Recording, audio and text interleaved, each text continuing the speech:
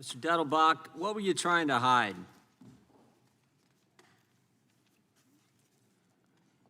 On the raid on March 19th at Mr. Malinowski's house, disabled the doorbell camera, cut electricity to the house, and you didn't wear body cameras. What were you guys trying to hide? Mr. Chairman, we're not trying to hide things. In fact, Sure seems like it. You guys cut electricity to the house? That's a question. I'm trying to answer. Okay, if there's no question, that's fine. I'm sorry. No, that is a question. Did you? After the incident, we, along with the Little Rock Police, called for an independent investigation being done by the Arkansas State Police and the local prosecutor. That's not trying to hide anything. I asked 3 questions. Why'd you put the tape on the doorbell camera? Why'd you cut the lights? And why didn't you wear the body cams? What are you trying to hide? And Mr. Chairman, the reason that we called for the investigation is we're not trying to hide anything. The reason I'm not going to talk about what's going on in that investigation is to respect its independence and out of fairness. There's a reason for the Department of Justice policy that's existed for so many decades about not commenting on pending matters. It's not fair to people, and it risks the perception that people are trying to influence. How about this one? Why'd you ignore the rules?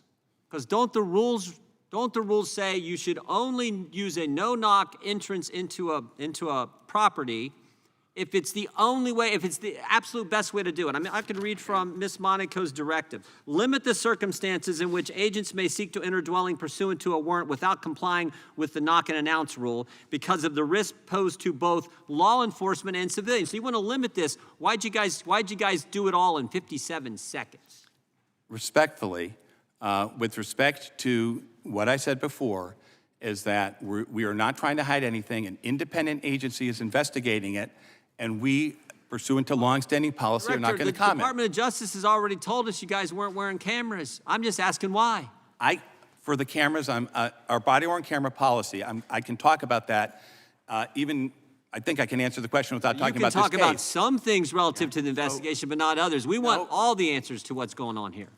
I will tell you, with respect to the body-worn camera policy, the Department of Justice announced that policy when it was announced, as we have communicated to your staff and you.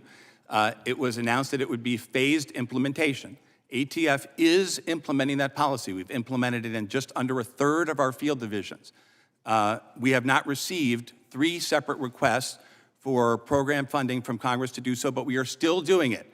I watched a hearing a couple of weeks ago where your fellow chairman... Did the Little Rock police officers who accompanied you on this raid, did they wear body cams? Again, not commenting on this specific case, but in general, the Department of Justice written policy allows local law enforcement on these types of operations, short-term operations, to follow their own guidelines and policies, if they wish, in body-worn cameras. And what I wanted to say is... Their policy was to wear them. They weren't wearing them that day. We want to know why. Did you tell them not to wear them? Mr. Chairman, again, it is simply unfair at this point while there's a pending investigation. That's a simple question. We just want to know why they weren't following the rules. Their rules say wear body cameras. Your rules say wear body cameras. You weren't wearing body cameras. I go back to my original question. What were you trying to hide? We saw the video where you walked up and you put the tape on the doorbell. We know there were no lights to the foyer area. We have Mrs. Malinowski here who can testify to that. And we know you weren't wearing body cameras. What were you hiding? Again, Mr. Chairman, we're not hiding anything. And with respect to the body-worn camera policy, the people there... Why on the 12th did you not go and search the home? You were all circled up, ready to go, but a week before, on the 12th of March, you don't go, you go on the 19th. Why'd you decide not to go on the 12th? Mr. Chairman, these operations, and by the way, we do about 11,000 operations each year. They're very dangerous operations. ATF doesn't do anything that is not dangerous. Well, it's not quite true, but many of them are very, very dangerous. And those operations are handled by people with decades of law enforcement experience. They plan them, they look at things. Director, you got to admit, this is a little unique.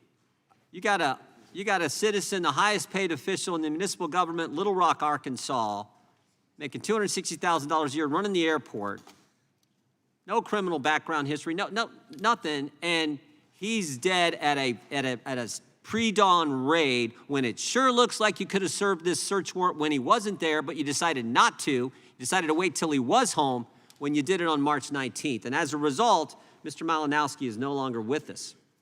Well, first of all, let me just say this, Mr. Chairman.